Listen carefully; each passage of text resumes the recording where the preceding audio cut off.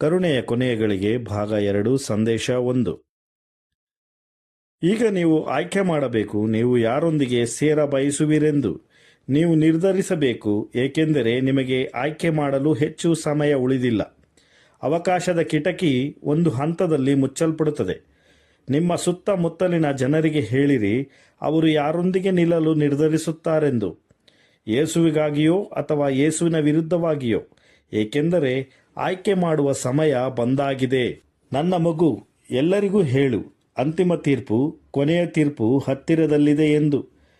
ಜೀವಂತ ಮತ್ತು ಸತ್ತವರಿಗೆಲ್ಲ ನ್ಯಾಯ ತೀರ್ಪನ್ನು ನೀಡಲಾಗುವುದು.